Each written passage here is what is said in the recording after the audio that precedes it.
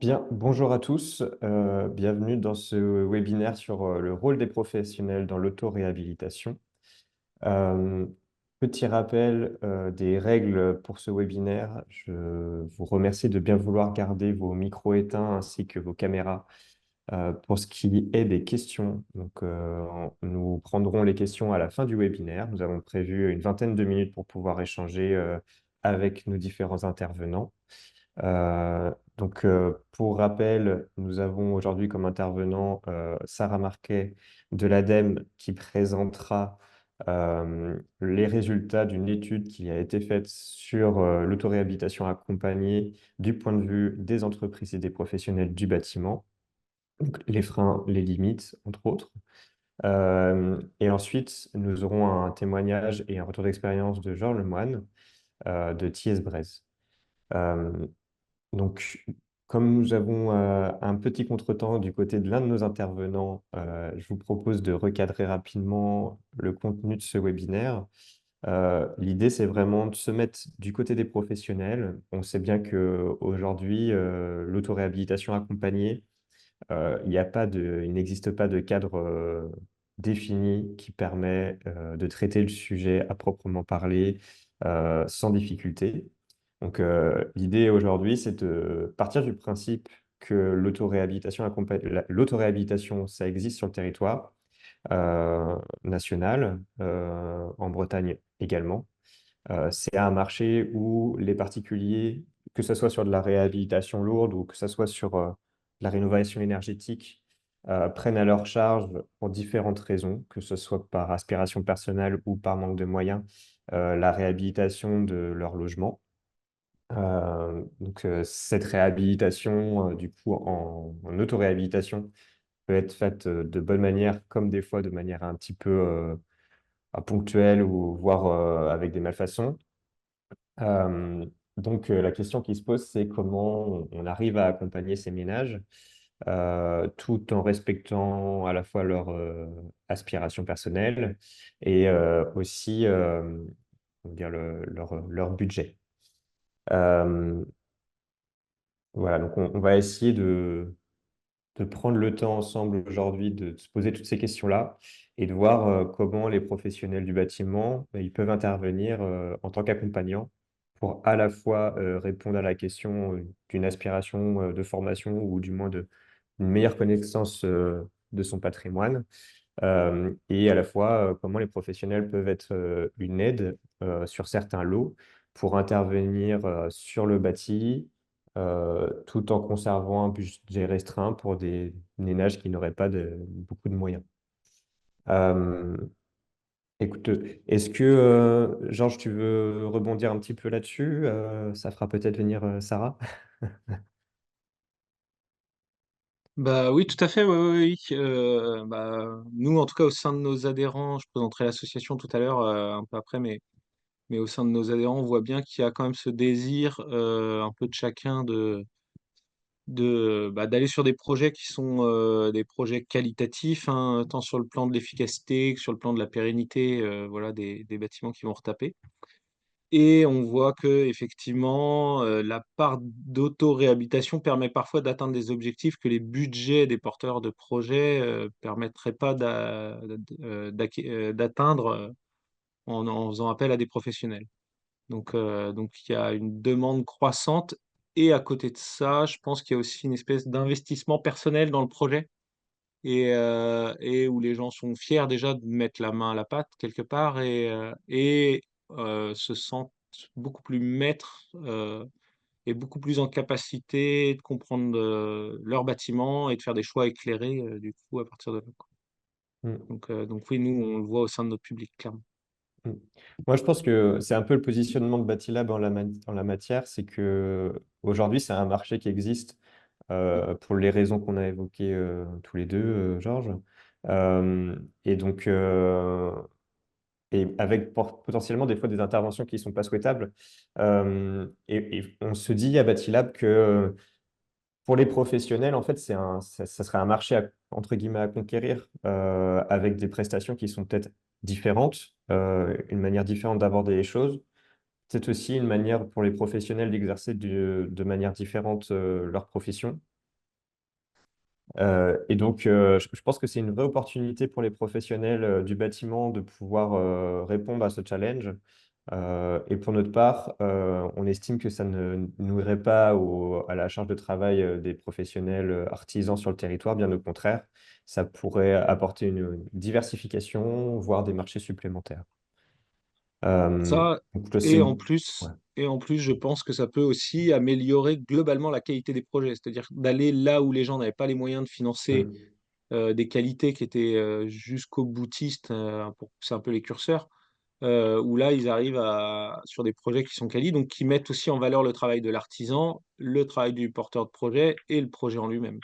Donc, Très bien. Alors, je crois que Sarah Marquet nous a rejoint. Bonjour, je prie de m'excuser pour le retard. Il n'y a pas de souci, aucun problème. Euh, Est-ce que je te laisse la main avec ton diapo ou moi je l'ai à suivre au besoin. Donc je Ben, peux, allons-y, comme ça on est sûr que ça fonctionne. ça marche. Merci. Donc, j'ai raté un petit peu l'introduction, mais je prends en route et ce que j'ai entendu, c'est bien en ligne avec ce que je vais présenter.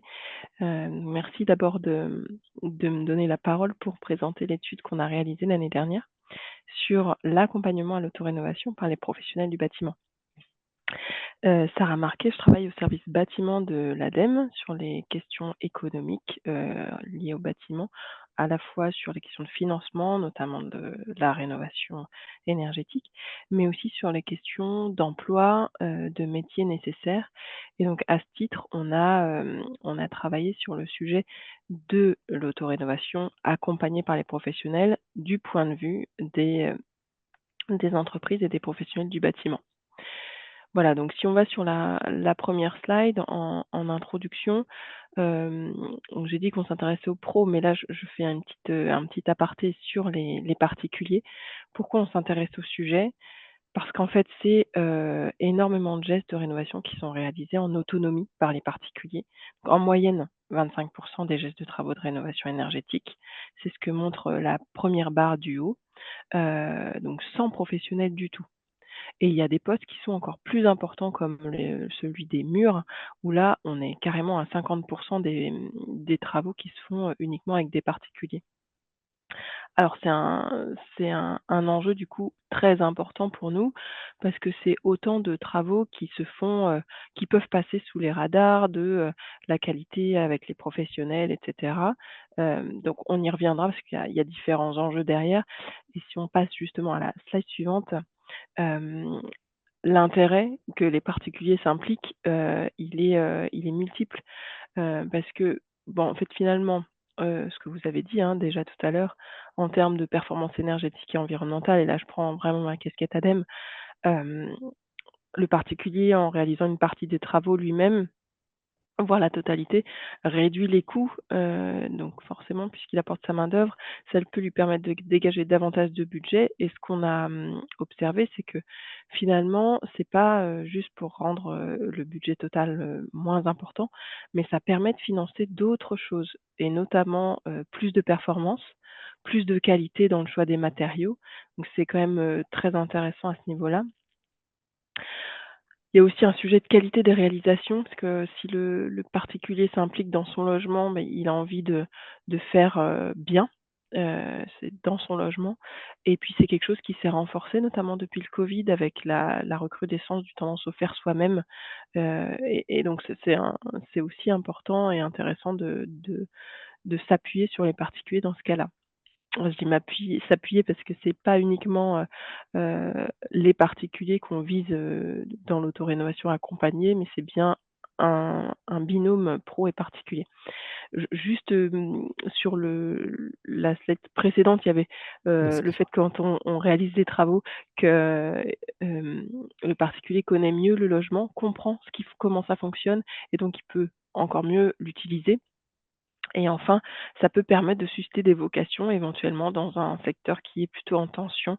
Donc voilà, il y a plusieurs intérêts et on peut passer à la suivante sur l'accompagnement par des professionnels Et là, c'est très important parce que, d'une part, il faut garantir la sécurité, le niveau de qualité des travaux et donc on reconnaît que c'est très important d'avoir des professionnels formés et qualifiés pour ce type de travaux, hein. C'est la rénovation énergétique, c'est complexe. Les particuliers ont envie de bien faire, mais accompagnés par un pro, c'est quand même, un levier d'amélioration de la qualité de la performance. Et puis, ce qui est intéressant, c'est que dans un contexte de tension de l'offre, cet accompagnement, ça renouvelle les formes d'intervention des professionnels. Peut-être que ça pourrait répondre en partie à renforcer l'attractivité de la filière. J'ai mis le chiffre, on a besoin de 200 000 ETP équivalent temps plein supplémentaires pour réaliser chaque année les travaux qui seraient nécessaires pour arriver aux objectifs à 2030. 200 000, c'est un chiffre qu'on a produit dans le cadre d'un projet qui s'appelle Build Up Skills et on a croisé les résultats avec ceux que France Stratégie a pu réaliser également l'année dernière. Donc c'est un chiffre assez consolidé et ça compte pas les départs à la retraite. Donc les départs à la retraite, ça nécessite de recruter encore plus que ces 200 000. Voilà. Donc dans ce contexte de d'implication des particuliers et des professionnels, l'ADEME, ça fait plusieurs années qu'on réfléchit au sujet et on a, pris le parti de collecter des données sur les pratiques d'autorénovation, assez peu connues encore et au-delà de l'autorénovation, comprendre comment, ça pourrait contribuer à l'atteinte des objectifs, de performance à horizon 2050. Donc ça, c'est notre objectif général et c'est pourquoi en 2022, une première étude est sortie sur l'autorénovation. Ça, c'est les pratiques des particuliers, principalement en Europe, mais aussi dans quelques autres pays, donc c'est une étude internationale. Et aujourd'hui, je vous présente l'étude qu'on a finalisée l'année dernière sur les impacts et perspectives économiques pour les entreprises du bâtiment. Voilà, donc pour, présenter l'étude, je vais rapidement parler du grand cadre et puis ensuite je viendrai aux enjeux pour les professionnels. Donc sur l'étude en elle-même, pour présenter l'objectif, la méthodologie, l'objectif, c'était finalement de se dire: on a, une pratique en autorénovation, on a potentiellement, une activité qui est vue comme une concurrence, par les entreprises, heu, une concurrence déloyale. Bon, qu'est-ce qu'on peut faire pour voir, ce que ça représente pour les particuliers? Comment on peut objectiver l'intérêt pour les particuliers de réaliser l'autorénovation, de l'autorénovation et d'être accompagnés pour ce faire par les professionnels? Une précision, il y a beaucoup d'acteurs qui peuvent intervenir en accompagnement à cette autorénovation. On a pris le parti de s'intéresser aux entreprises qui interviennent sur chantier, entreprises, artisans, pour réaliser des travaux avec les maîtres d'ouvrage. Donc c'est vraiment les professionnels du bâtiment là qui sont concernés dans cette étude. Et on s'est appuyé sur des retours d'expérience, des entretiens auprès d'experts, de professionnels, d'associations, de particuliers. On a fait un certain nombre de focus group auprès d'autorénovateurs particuliers et puis on a eu, 2 façons de s'intéresser aux professionnels. L'une, c'est avec 19 professionnels qu'on a interrogés à 3 reprises pour comprendre leurs contraintes, leur fonctionnement, leur motivation, les faire réagir sur un modèle, économique de l'accompagnement à l'autorénovation.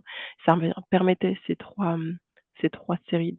série de 3 entretiens, de voir l'évolution en fonction de notre étude d'une part et en fonction de la réflexion avec eux d'autre part, ce qui pouvait bouger.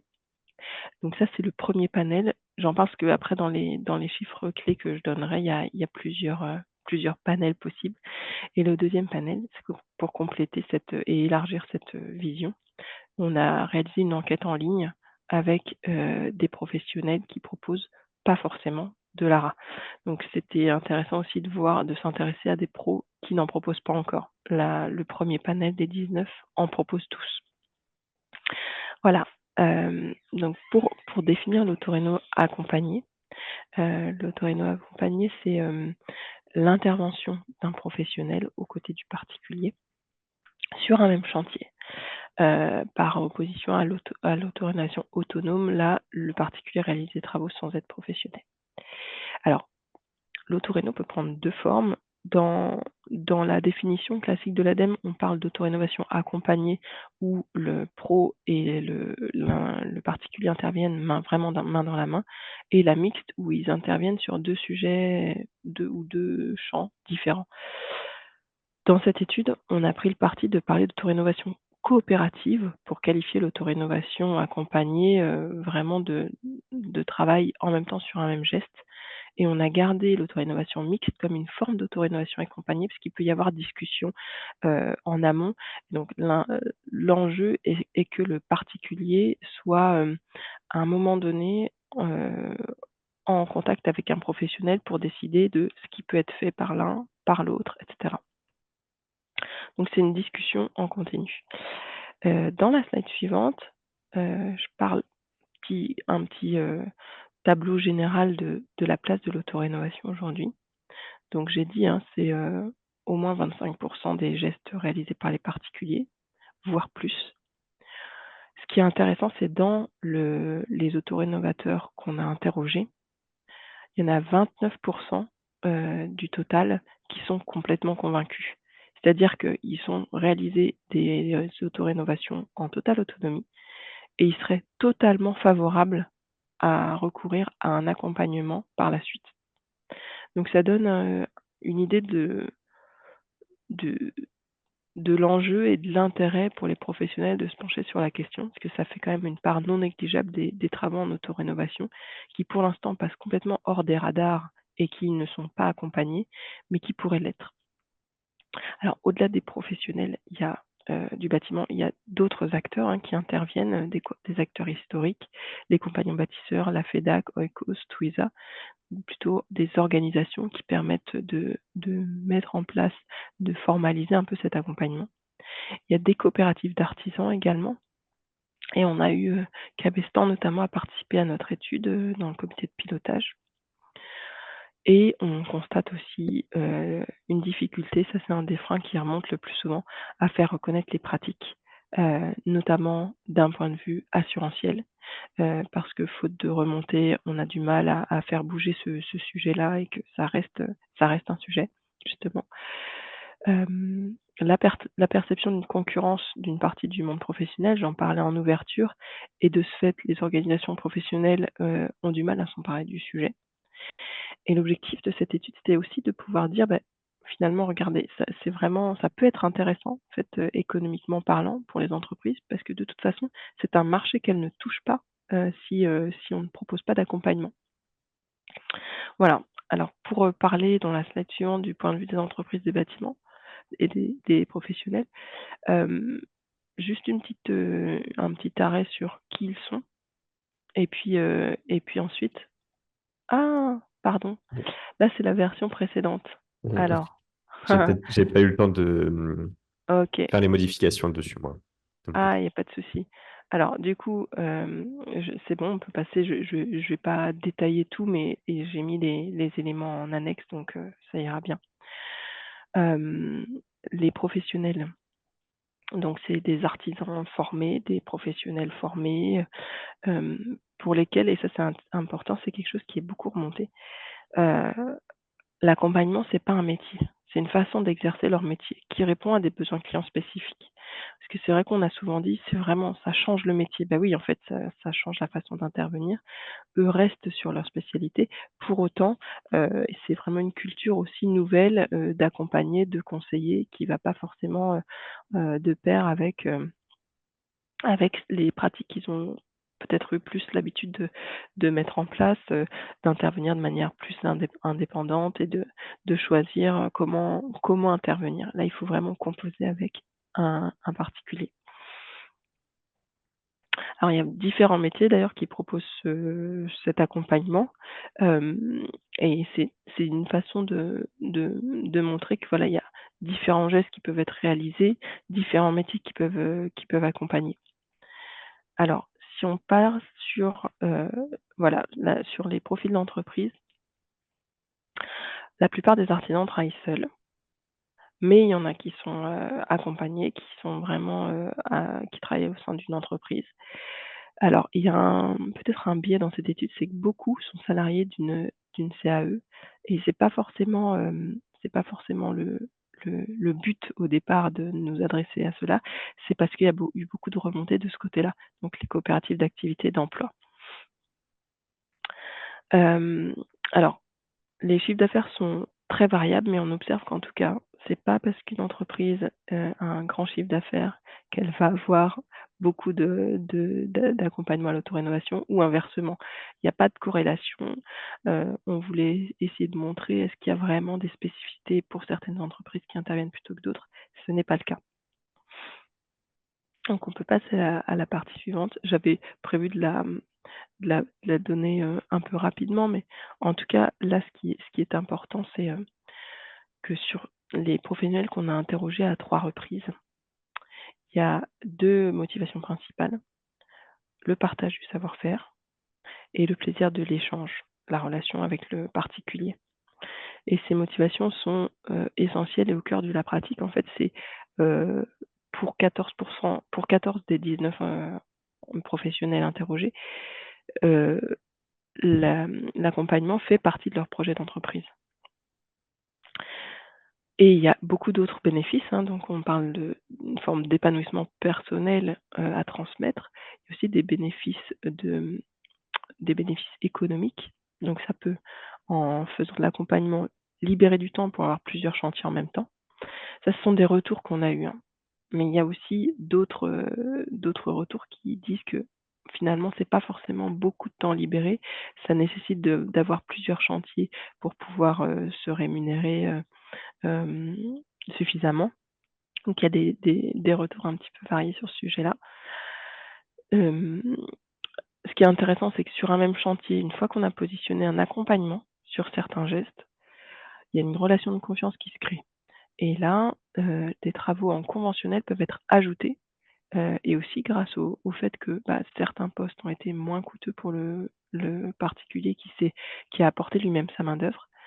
Donc ça permet de positionner plus de travaux finalement sur certains chantiers et d'obtenir à la fois plus de performance et plus de chiffre d'affaires. Et enfin, c'est un marché sur lequel pour l'instant il y a peu de demandes de concurrence. Il y a beaucoup de demandes, pardon, et peu de concurrence, donc c'est une activité relativement assurée. Alors ensuite, sur les points de vigilance, que j'ai déjà parlé un petit peu du fait d'avoir plusieurs chantiers en parallèle, et on va y revenir, et le focus économique pour les entreprises. Alors d'abord, sur les difficultés partagées par les professionnels, il y en a un certain nombre, hein. Si on peut passer à la slide suivante, s'il vous plaît. C'est, et j'en ai parlé tout à l'heure, l'absence de cadre contractuel, assurantiel, juridique. Ça, c'est quand même revenu beaucoup. C'est pas le sujet de l'étude, je dois le préciser, parce que du coup, nous, on s'est vraiment intéressé à l'impact économique, mais c'est quand même revenu beaucoup. Également, le sujet de l'équilibre économique. Ça, on y reviendra, parce que c'est vraiment apparu souvent. Et les questions de compétences qu'il faut, compétences pédagogiques, relationnelles, qui ne sont pas mises en avant dans la formation au départ, mais qui là sont vraiment très importantes. Et du coup, c'est aussi quelque chose qui va pouvoir être intéressant pour les artisans, par exemple, qui en fin de carrière souhaitent faire évoluer leur mode d'intervention. C'est quelque chose qui peut être intéressant, parce que ça modifie un peu la façon d'exercer le métier. Et ça peut consister en une évolution intéressante pour certains qui ont vraiment la fibre et qui ont envie de se lancer dans l'accompagnement. Donc le cadre assurantiel, c'est un frein majeur. Les assurances, un sujet de préoccupation. Alors il y a plusieurs sujets, et notamment au niveau de l'assurance décennale. Il y en a qui préfèrent intervenir de nouveau plutôt que prendre une décennale. Certaines techniques qui ne seraient pas couvertes, et puis l'assureur qui a du mal à reconnaître la pratique. Alors c'est quelque chose qui est assez complexe pour les professionnels en tout cas. Et puis il y a autre chose qui est observée, c'est que tous ne vérifient pas la qualité des travaux à toutes les étapes, et ça c'est vraiment quelque chose de très important. Sur l'équilibre économique, il a été cité comme une des 3 principales difficultés, j'en ai parlé tout à l'heure, et toutes les entreprises sur les 50 interrogées le reconnaissent comme une difficulté. Alors, ce qui est intéressant quand même quand on s'est penché sur les cas des 19 professionnels dont on a vraiment étudié l'activité plus en détail, 16 ont une activité rentable. Ce qui nous fait dire qu'en fait, il n'y a pas tant de problèmes de rentabilité, mais par contre, il y a beaucoup de conditions de fonctionnement et de réussite pour que ça fonctionne. Notamment la préparation du cadrage de la prestation.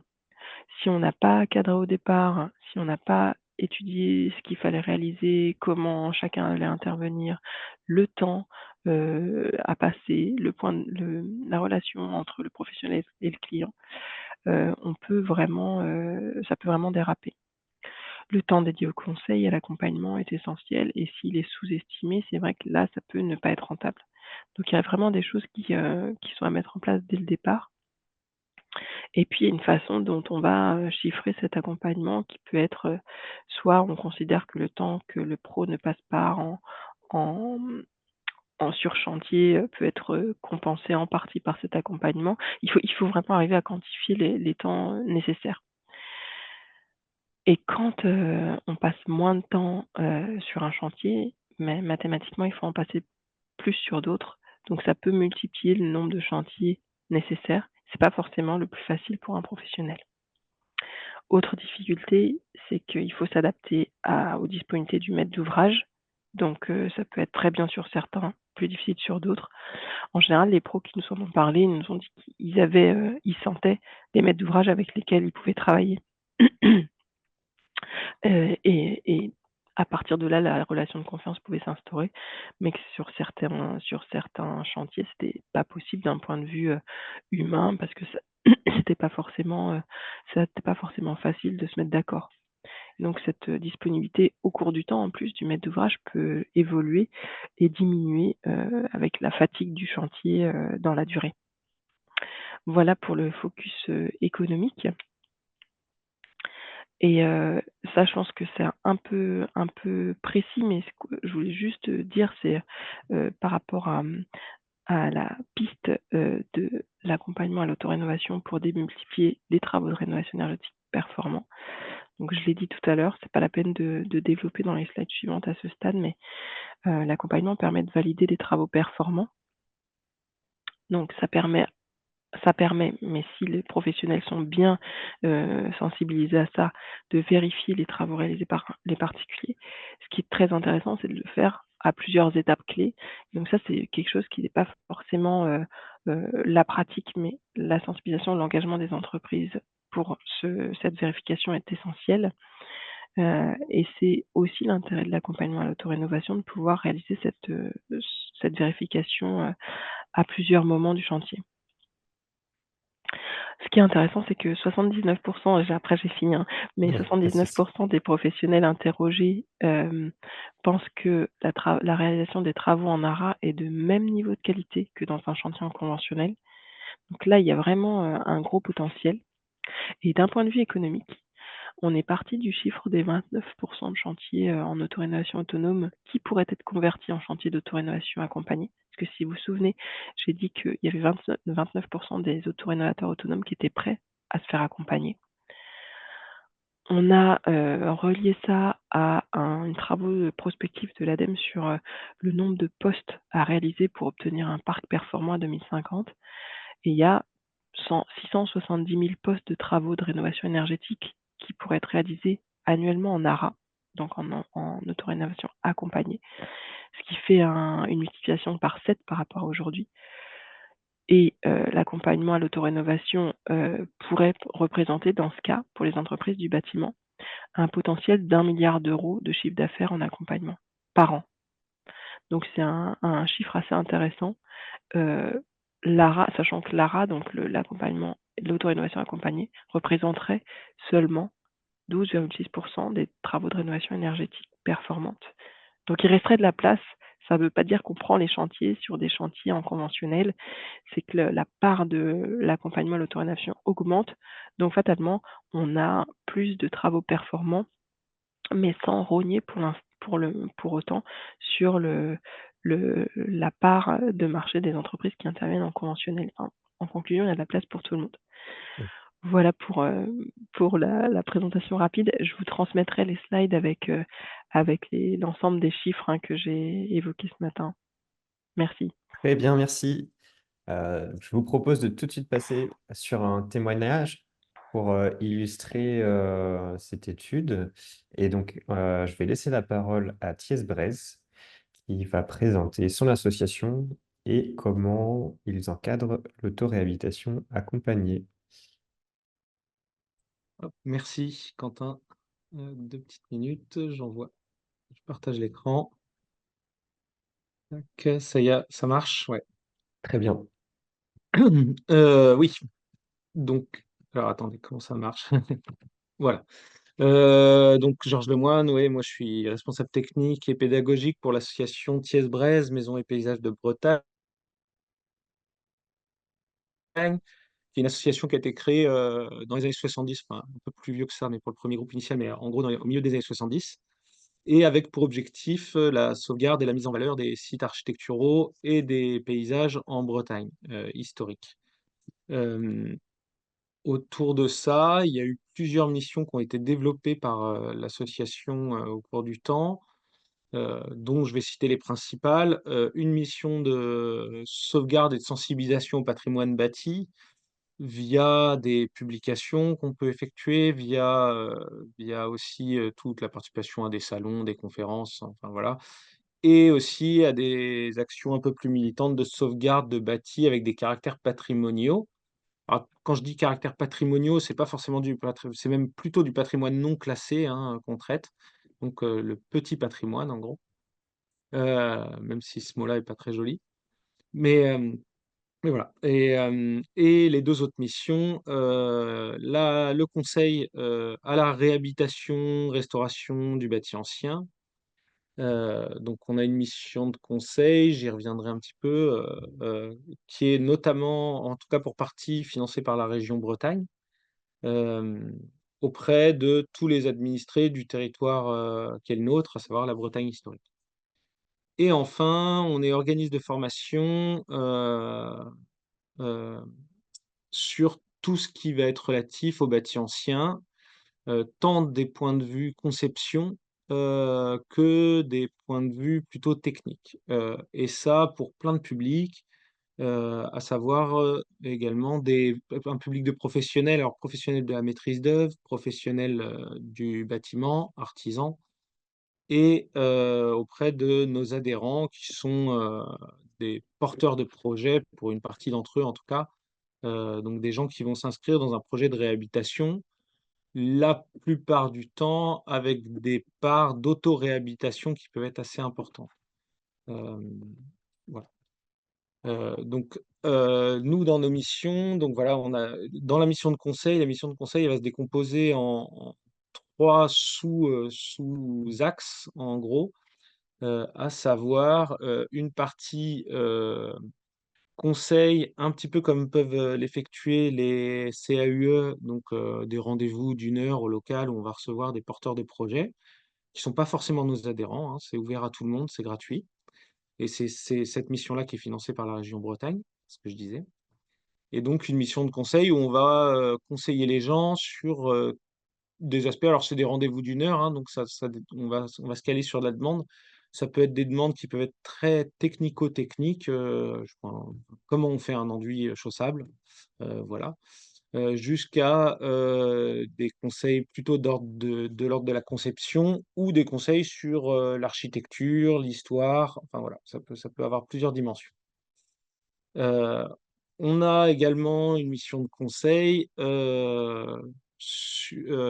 là, on se déplace sur site, on fait du conseil sur site, hem et où là, c'est plutôt des rendez-vous qui vont durer une demi-journée, où on va driver un peu le projet plutôt sur des aspects conception ou sur, de l'analyse de problématiques particulières, pathologies ou sources de pathologies. Hem, donc voilà, je reviendrai sur cet aspect-là un peu plus tard, mais voilà ce qu'on peut faire en amont des projets. Et après, sur l'aspect formation, ce que je disais, bah, là, de la même façon, on va avoir des formations qui sont plutôt des formations de l'ordre de la maîtrise d'œuvre, de la conception de projet. Donc, comment, diagnostiquer un bâtiment? Comment avoir des stratégies de réhabilitation qui sont adaptées à un bâti donné et à un contexte donné, et des formations très pratico-pratiques, c'est-à-dire, comment on fait un chaud-chanvre, comment on fait un enduit chaud, de la charpente, enfin voilà, tout ce qui va être lié à la réhabilitation de bâti ancien. Et dans ce cadre-là, nous, pour, l'aspect formation technico-technique, on intervient en chantier réel, donc on intervient sur les chantiers de nos adhérents. Donc en gros, c'est nos adhérents qui vont nous prévenir, un petit peu des chantiers qu'ils envisagent, et on va utiliser ça comme support de formation. Et heu et donc voilà, donc là, dans ces cas-là, on fait un accompagnement en amont pour la préparation de chantier, et puis nous, on va recruter des stagiaires, pour effectuer une formation qui va se traduire par la mise en œuvre d'un chantier. Hem, Après, voilà, et ça permet, au chantier d'avancer, parce qu'on est sur des groupes qui sont entre 8 et 12 personnes en général, hein, donc ça donne un bon coup de fouet au chantier. Nous, pour rebondir un peu sur ce que Sarah nous évoquait sur les questions assurantielles, hein, nous, pour ces raisons-là, en réalité, on ne fait pas du chantier quand on intervient chez les gens, on fait de la formation. Et en fait, ça veut dire que je dis ça parce que, c'est-à-dire que nous, le chantier n'est pas une fin en soi, c'est un support. Nous, l'objectif, ça reste de former les gens. De fait, ce qu'on fait, on le fait bien, et quand on voit un chantier, il y a, enfin, le chantier est propre et il y a rien à refaire dessus. Après, c'est plutôt pour des questions assurantielles où nous, on fait pas le chantier. On a des conventions de partenariat avec nos accueillants, qui sont des conventions de mise à disposition, dans le cadre d'une formation. Hem, donc voilà. Et puis nous, bah, vu que c'est de la formation, on est effectivement, ça a été évoqué tout à l'heure, conditionnés à une certaine temporalité et à des durées d'intervention. Et heu et il est impossible pour nous, par expérience, de s'engager, par exemple, sur des surfaces. Heu, des fois, avec un groupe de 6, on va envoyer 2 fois plus de surface qu'avec un groupe de 12, parce qu'il y a une dynamique de groupe, parce que, il y a déjà un peu de compétences dans le groupe ou pas, et voilà, donc nous, on s'engage pas, et donc tout l'enjeu, hein, on parlait de l'aspect, tout à l'heure, technique, mais il y a aussi l'aspect pédagogique et l'aspect justement de dynamique de groupe, quoi, de sentir un petit peu, où on va pouvoir envoyer le à côté de ça, bien évidemment, vu qu'on peut pas s'engager sur des volumes, de travail, on forme toujours l'accueillant, aux techniques qu'on va exécuter chez lui, pour qu'il soit en mesure, d'achever les surfaces, qu'on n'aurait pas traitées, et puis lui-même d'acquérir des compétences, dans ce domaine-là, quoi. Donc c'est quelque chose qu'on fait depuis longtemps, hein, depuis les années 70. Heu, donc on a acquis une certaine forme d'expérience, en tout cas dans la préparation de chantier, dans la gestion de ces temps-là, et dans le cadrage, de tous ces dossiers-là, quoi. Hem, donc voilà. Nous, le deal avec les accueillants, il est simple, hein. Les accueillants sont à jour de cotisation pour les questions assurantielles qu'on évoquait, hein. Donc on a une assurance en cas de on parlait de blessure tout à l'heure sur le chantier, tout ça, donc là, nous, on est assurés pour ça, hein. C'est juste, on n'a pas de décennale sur les travaux qu'on réalise, puisque c'est pas notre objectif, encore une fois, de faire les travaux. Notre objectif, notre fin, c'est plutôt de former les gens. Et donc, les accueillants, quant à eux, bah, ont à leur charge, les matériaux, le gros matériel, et tout ce qui est préparation, approvisionnement du chantier. Alors, sur cet aspect-là, nous, on effectue un accompagnement avec, une visite en amont, et voilà, avec, des checklists un petit peu, des to do qui vont permettre de cadrer un peu le dossier, et puis voilà, un peu de suivi pour caler ça. Et globalement, ça marche plutôt pas mal. Effectivement, ce sujet a été abordé aussi tout à l'heure, il y a une dimension aussi dans le choix des chantiers qui est hyper importante, quoi. C'est-à-dire de bien sentir assez vite, si les porteurs de projets vont être en capacité, d'effectuer la préparation et tout ce qui s'ensuit, et d'accueillir, le chantier dans les meilleures conditions, quoi. Donc là, nous, c'est notre rôle, à ce niveau-là, quoi. Voilà, pardon. Et donc voilà, pardon. Et ensuite, oui, je voulais juste rajouter quelque chose sur un partenariat qu'on a avec l'Anion Trégor Communauté, les gens du Point Info Habitat, qui doivent être d'ailleurs présents sur le webinaire, où ils ont fait un super travail et je voulais mettre ça un peu en exemple parce que c'est un dispositif qui, à mon avis, est assez exemplaire. À savoir que eux sont partis de deux constats. Le premier, c'était que les techniques euh, convoquées pour des aides n'étaient pas tout à fait adaptées parfois au bâti ancien, puisque nous, c'est notre cœur de métier, hein, le bâti antérieur à 1948.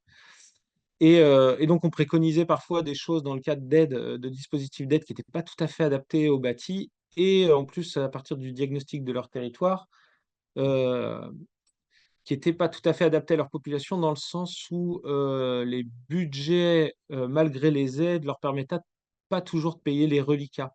Donc, ils se lançaient assez vite vers l'autoconstruction pour ces deux raisons. Et du coup, eux ont décidé de financer des formes d'autoréhabilitation en aidant au financement des matériaux, dans la mesure où tout ça a été couplé avec des diagnostics en amont qui permettaient de cadrer la pertinence des choix qui étaient envisagés et du coup de pouvoir financer le bâti. Parce que dans tout ce qui est, enfin dans une grosse partie en tout cas des aides à la rénovation énergétique, occulte l'aspect sanitaire du bâtiment. C'est-à-dire, c'est quelque chose que nous, on prône dans nos stratégies d'intervention. C'est-à-dire, il sert à rien de vouloir faire un bâtiment performant si préalablement on n'a pas fait un bâtiment qui était déjà sain. Et par conséquent, il y a souvent un travail en amont avant d'aller chercher de la performance énergétique. Il y a souvent un travail d'assainissement de ces bâtiments-là, de gestion des problématiques, notamment d'humidité, parce qu'on est sur du bâti ancien et parce qu'on est en Bretagne, qui est hyper importante et qui va garantir l'efficience des systèmes qu'on va mettre en œuvre derrière et leur pérennité, quoi. Donc voilà. Et tout ça dans un objectif de réduction, bien sûr, des empreintes carbone, quoi. Donc voilà, j'en ai fini. Pardon. Très bien. Merci pour cette intervention. Mm. On va passer au moment des questions. Donc, n'hésitez pas, encore une fois, à poser vos questions. Il y en a quelques-unes dans le chat, mais à les indiquer par écrit dans le chat. Comme ça, je pourrais les faire passer à nos différents intervenants. Donc, je vous propose de prendre en compte voilà, les remarques qui ont été faites. Déjà, il y a eu un remerciement pour les présentations et les travaux qui sont faits par Thiès Brest sur le territoire. Un point d'attention sur votre rôle en tant qu'accompagnement et formation. Est-ce que vous avez pris en compte le fait que potentiellement il pourrait avoir une requalification de votre intervention s'il y a une dégradation ou un défaut et puis s'il y a un défaut aussi sur l'assurance du maître d'ouvrage. Est-ce que en gros, votre conseil pourrait être qualifié en tant que prestation de maîtrise d'œuvre et vous pourriez être inquiété à ce titre? A priori, non, parce que ça nous est déjà arrivé d'être confronté à ce problème-là. Donc, non, du fait que, les contrats qui encadrent cette mission de conseil sont relativement verrouillés de ce côté-là, d'une part, et d'une deuxième part, et on utilise un biais juridique, hein, c'est-à-dire que on ne remet pas de rapport écrit lorsqu'on fait du conseil, pour la simple et bonne raison que alors, enfin, pour une double raison, c'est-à-dire qu'on n'a pas de décennale, par exemple, et du coup, ce qui nous interdit de remettre des rapports écrits, heu parce qu'on pourrait être tenu effectivement comme étant responsable des conseils qu'on donne, ceux qu'on ne peut pas assumer, en tout cas dans le cadre des politiques tarifaires qui sont les nôtres, hein. C'est-à-dire que c'était une décision du conseil d'administration d'aller vers des diagnostics en gros de bâtiments qui sont moins chers dans le but de toucher un maximum de nos adhérents possible, plutôt que d'aller sur des prestations qui auraient coûté forcément beaucoup plus cher entre la prise en charge de tout le système assurantiel derrière et le temps aussi de rédaction d'un rapport et tout ce que ça implique. Donc le parti pris a été plutôt de rester dans ce flou juridique, mais effectivement, hein, je rejoins ce que nous disait Sarah tout à l'heure sur le cadre juridique qui est un peu flou encore sur ces questions Ouais. d'autoréhabilitation et d'accompagnement. Ok. Et Ah, ce est-ce qui est que... intéressant, Oui. pardon, c'est juste qu'il existe, hein, des initiatives. Ce qu'il faudrait, c'est pouvoir, les rendre plus visibles, rassurer, parce que il y a plein de pros qui ont trouvé des solutions à ce sujet-là, mais bon, je j'entrerai pas dans le détail, aujourd'hui.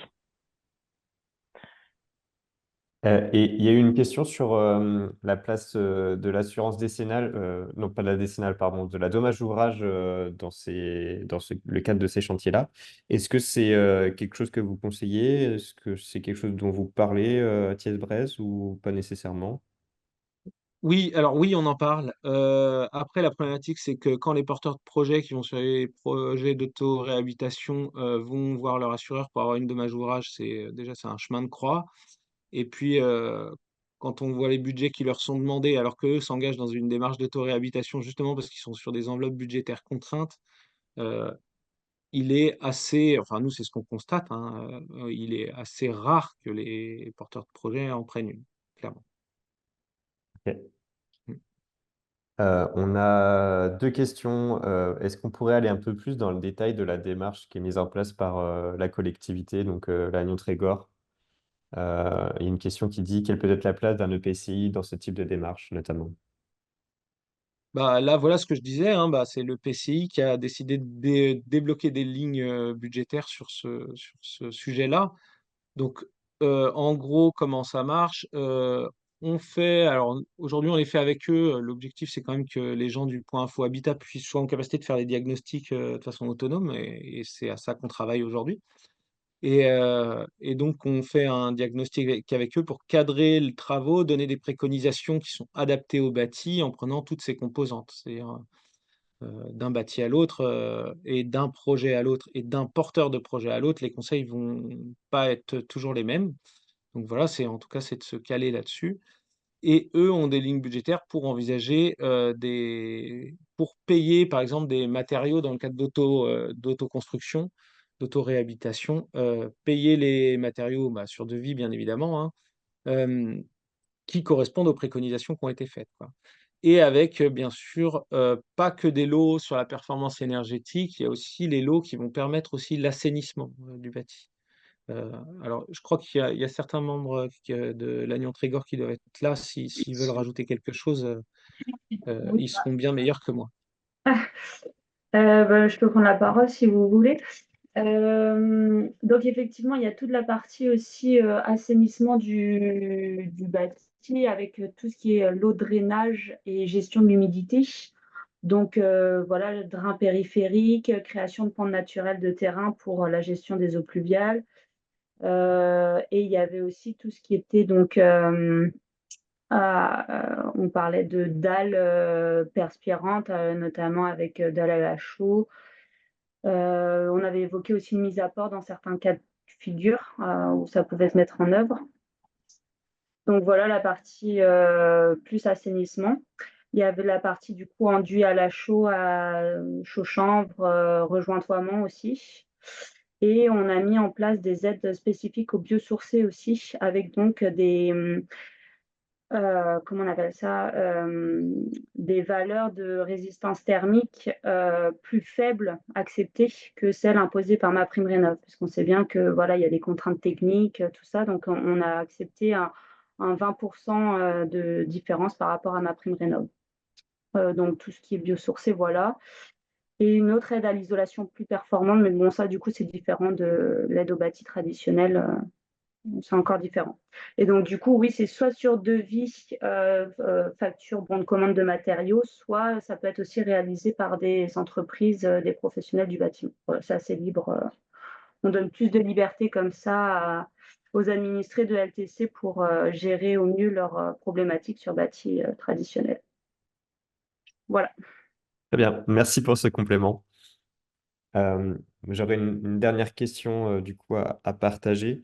Est-ce que ça peut, sur certains lots, le fait de faire de l'autoréhabilitation accompagnée, du point de vue des entreprises, ça peut être un bénéfice en termes de pénibilité de chantier?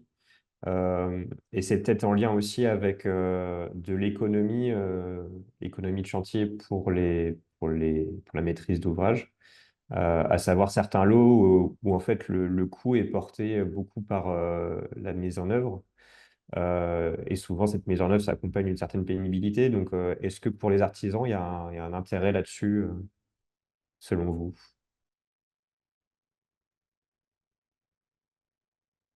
Euh, alors, bah, il y a beaucoup de types d'artisans, beaucoup de types d'entreprises différents. Donc, Mm. la réponse que je fais n'est pas forcément valable pour tout le monde.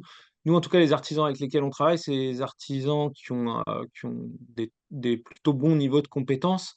Et donc, s'ils peuvent s'exonérer des lots qui peuvent être physiquement un peu plus éreintants et qui ne demandent pas de compétences, je pense au décroutage, par exemple, des anciens enduits ciment ou des choses comme ça, des lots qui demandent des niveaux de compétences qui sont pas très élevés, mais par contre qui vont être engageants sur le plan physique, bah, ils vont être tout à fait à même d'accepter que ces parties-là soient pris en charge par les porteurs de projets.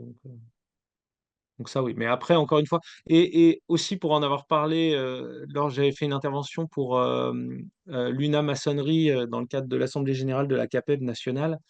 Et j'avais été assez étonné parce que, en Bretagne, en tout cas, je trouve que les entreprises sont plutôt, favorables à ce genre de fonctionnement, à des fonctionnements entre, le porteur de projet qui va prendre une partie et l'entreprise qui va prendre les parties les plus, techniques. Ça marche plutôt bien. Il y a d'autres régions où, c'est plus compliqué. Heu, alors que ce que je disais tout à l'heure, ce qu'on disait, je pense que les entreprises ont aussi à y gagner du moment où le cadre assurantiel, il est assuré, hein, bien évidemment. Dans le sens où on sort quand même des projets qui sont plus aboutis, parce que les enveloppes budgétaires sont ce qu'elles sont, elles sont contraintes.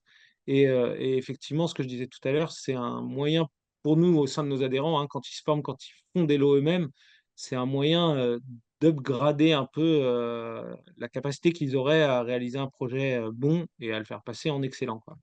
Et du coup, je pense qu'en termes d'exemplarité, en termes de retour, je pense pour l'entreprise, ça peut être plutôt valable, quoi.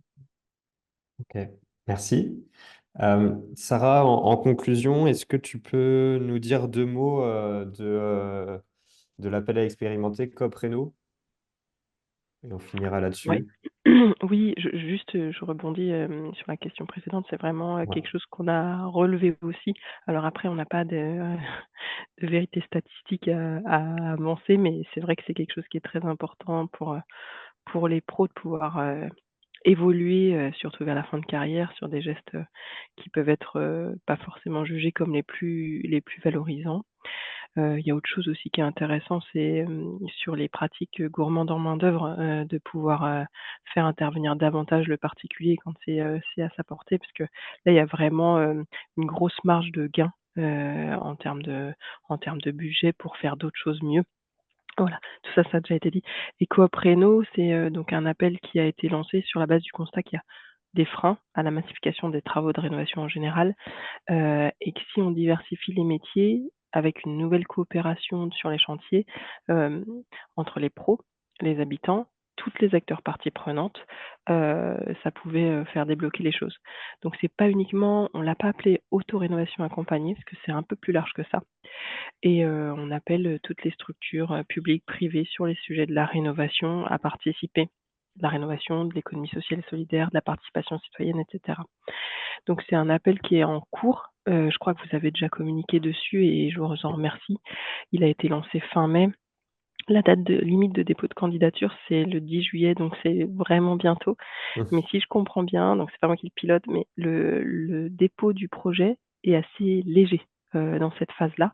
Donc, il est encore temps de le faire si vous avez, des bonnes idées, n'hésitez pas. Je pense qu'on est vraiment preneur de faire remonter toutes les bonnes initiatives, sur le sujet. Donc, il y a un lien dans la présentation là que je te renvoie, suite à la Oui. réunion. Et vous pouvez Merci. trouver aussi le lien sur notre page actualité Batilab. Parfait. Voilà. Merci. Et bien, merci aux deux intervenants pour ces présentations. Merci. Merci à tous Merci. de vous être inscrits et d'avoir participé à ce webinaire.